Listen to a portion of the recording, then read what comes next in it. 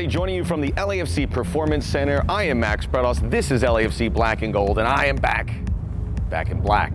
Can you feel that in the air, that tension, that excitement? The LAFC playoff push in full effect, and we're going to talk all about that. We have a packed show, but I am going to begin, as I do now, with my news and notes. Now, we've had some tremendous visitors come to us here at LAFC, but on Friday night, my personal favorite, the Wild Boar soccer team from Thailand, the kids that were trapped in the cave, rescued. They were here in Los Angeles, and what an incredible scene. They were there in the North End and received beautifully. I tell you what, that's a night I will not forget. Was so happy to receive them. More news, André Horta, you hate to see him go for international duty, but this is exactly why you want him to get that experience, scoring a goal in a victory for the Portugal under-21s against Bosnia and Herzegovina, and it was a cracker of a goal, and certainly will help his confidence as he returns to the team to help them in this playoff push with that little bit more of experience.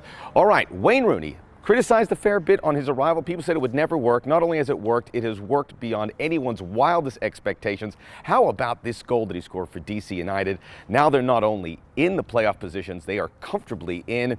And this guy, in 18 appearances, has 10 goals and has been a tremendous asset. And that takes us to our playoff positioning.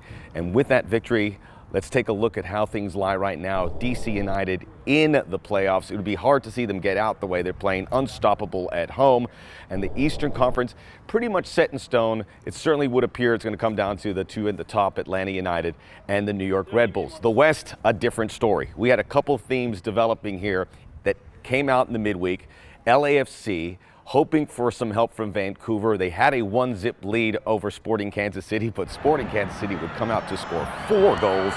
And not only are they back into second place, but their goal differential far superior for LAFC. So what does that mean? LAFC likely has to win both games, at the very least get 4 points at the end to get in those top 2 and get that bye and avoid the wild card round. Another development, Seattle wins on the road in Orlando, and now they are in the mix too, currently in 4th place. So this Western Conference is bananas. You're gonna have to do a lot of scoreboard watching as we head into the weekend. All the teams are in action, including the LA Galaxy, who look to get into the top 6, Real Salt Lake, Seattle as well. It's gonna be a fun run-in, and hopefully LFC takes care of business at home, and they do what they have to do on their final home game and get a victory over the Whitecaps. A lot going on in and around LAFC, including our Steven Beitashour. He had a very special night at LAFC HQ. Let's take a look. Steven, I gotta say, this is really cool. This is the first of its kind. So when you hear this being made and you see it now in production and out on the racks, what comes to mind? Oh man, it is very cool. You said it. It's an honor, honestly. I've been playing in the league for 9 years, and this is the first time any club's done this for me. There's obviously a huge Iranian community in Los Angeles, and they're very supportive of their own. And to have something like this that they can get behind, and not just the Persian fans, you know, I see so many other fans, you know, they're just behind it, so it means a lot. There was people here, and many who are not Persian, buying this shirt. Yeah. Obviously because of this historic first season, but that's gotta be really a thrill because people wearing this. This breaks through so many boundaries. It's representing the team. I just think the fact that it's in Farsi, I think people think it's unique. It's really cool. I think it's unique, and it's an honor. Again, it's something that the club really didn't have to do, but because they're so diverse, they support their players in the community. They went out of the way to make something, and I'm really honored by it. God, you look pretty sweaty. Looks good. You like it? It does look good. We gotta get you one too, man. I will wear it. But they have all the sizes. Get you hooked up. I've been brushing up on my Farsi a little bit in anticipation of this release, but I was reading it's 100 million people in the world. Yeah. This is on I did a little Wikipedia. So 100 million people speak this language. Yeah. And this is one of the oldest languages on the face of this earth. Yeah. There's a lot of Iranians, and the thing with Iranians is they're super supportive. You know, when I was playing in San Jose and I'd come down to Los Angeles to play, they would come out in numbers and they just support me. And I see the flag, you know, in the crowd, and I'm like, man, it'd be pretty cool to one day play in Los Angeles and dream come true. You know, I'm here now. We know he's a NorCal kid, but he represented Iran in the World Cup, and there was a former Iranian player here who came up from Iran to say hello to you. Yeah. And I think the rich history of that it's incredibly cool as well. So if I wore this around town, and I know there's some good spots in Westwood, Would I get a free lunch out of it? Yeah, I mean, they're going to think you're Persian, first of all.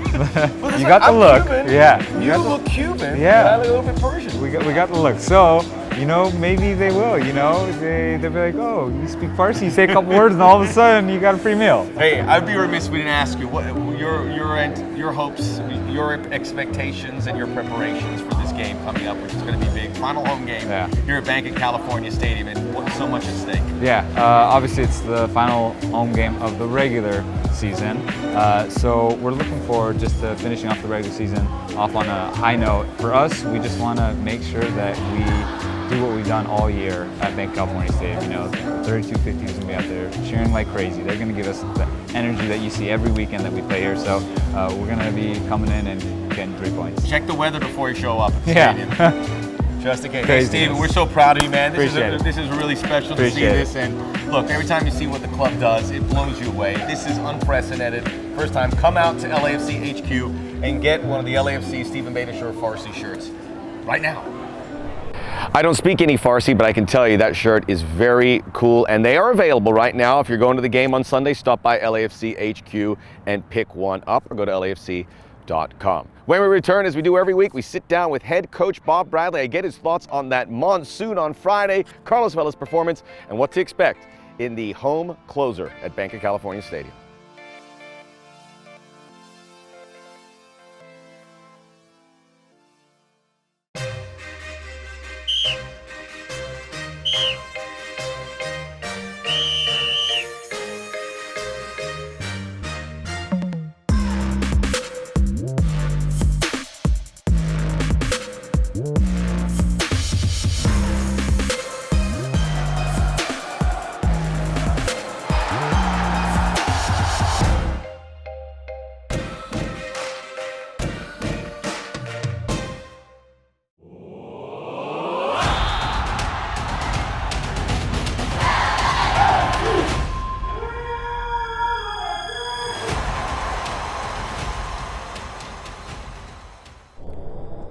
Head coach Bob Bradley joins us as he does every week. And Bob, I was watching the game on Friday and everyone was putting on raincoats. And you were the last person to have a raincoat, and finally you looked over at, I think it was Ante, and said, all right, I'll wear one. That weather was crazy that was something weather. Else. A little bit of rain. A little bit. Everybody thought it was coming later in the night. But I was asked in the press conference about playing football in the rain, and still when the field's a little wet and there's a little bit of drizzle, not the lightning, but a little bit of rain. For me, it makes for a great game. Yeah, players I'm sure love that as well, a little moisture on that sense. So as we look at this game, and obviously they had the close to 2-hour rain delay, what did you see from the players after they obviously went in down a goal? What did you see from the players that told you that the reaction would be what we saw on Friday night? We all came in to that rain delay angry with ourselves because early in the game we were trying to unlock things. We had a decent amount of control, and then we totally turned a play into Keystone Cops on the edge of both penalty areas. And we had a chance right outside our own to control the game and get the ball back. We didn't. Turn into 80 yards of 9-1-1. And then on the other side of the field, we had another just bad display of bad reactions and miscommunication. That's not the kind of goal you ever want to give up. But I think we also felt that there was every way possible to get back into the game. We challenged everyone that we could come in at halftime 1-1. And so that was a really strong push right from the beginning of the period after the rain delay. And then I think it continued into the second half. It's incredible to have 2 stops and to have that momentum picking up. And obviously Carlos Vela, it was involved in every goal. When you see him play like that, I mean, what comes to mind about what he brings to this team when he is at prime Carlos?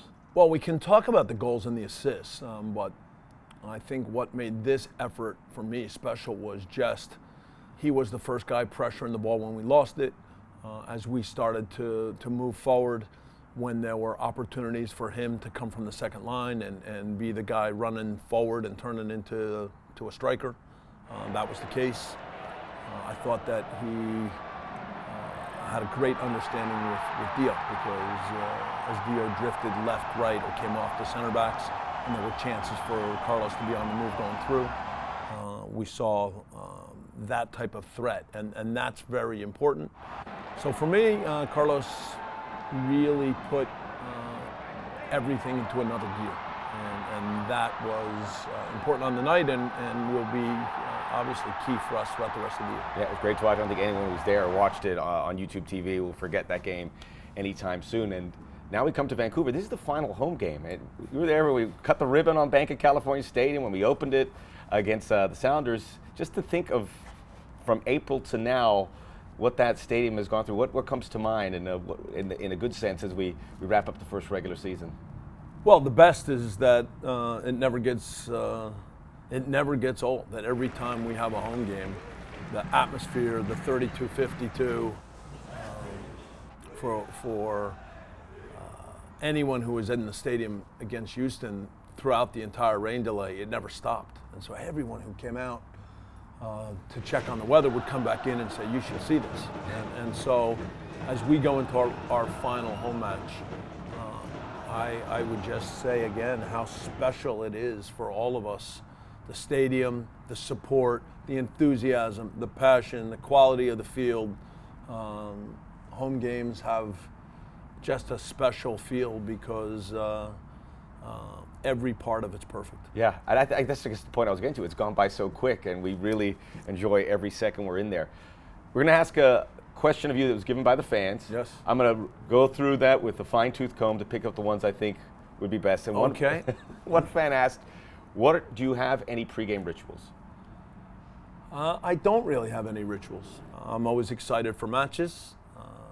I still, usually at some point earlier in the day, try to get a little workout where I can just, in my mind, think through details of the game. We arrive at the stadium early, and we were ready for just the final part, but I'm not superstitious, and more than anything, I love just the feeling of getting to the stadium and the excitement of the game. Bob, thanks again. Best of luck again this week as we wrap up the Bank of California regular season. Thank you. Interesting to hear what Bob had to say about what Carlos Vela did in that game. Not just scoring goals, but leading by example and taking that team to every detail so they were able to come back and get what is now a famous win over Houston. You see where I'm standing right now? This is right about the spot. The chip that Carlos Vela had. I'm not right-footed, so you can't really, but bang, after he put it in for Diego Rossi, second bite of the cherry. And Carlos Vela's given us so many memories. So I have compiled my top 5 Carlos Vela goals from this season with LAFC. Here's my list. Number 5, the only goal on my list that didn't come in a LAFC victory, but it was so good not to include. March 31st against the Galaxy, Carlos Vela running around all the LA Galaxy defenders to tuck one home.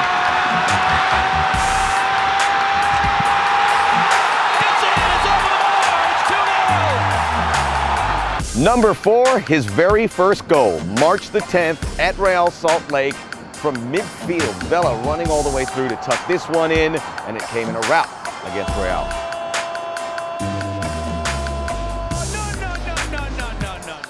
Number 3, from an impossible angle against Toronto FC, Carlos Vela getting this goal, which stemmed the momentum that TFC was building to get LAFC a very important road win. What a goal.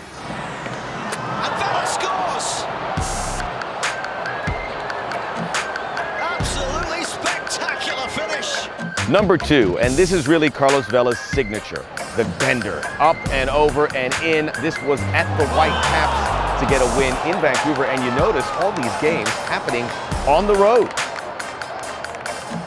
Number 1, a goal no one will forget.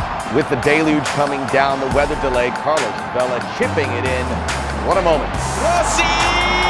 Oh, it was a heavy touch. Vela!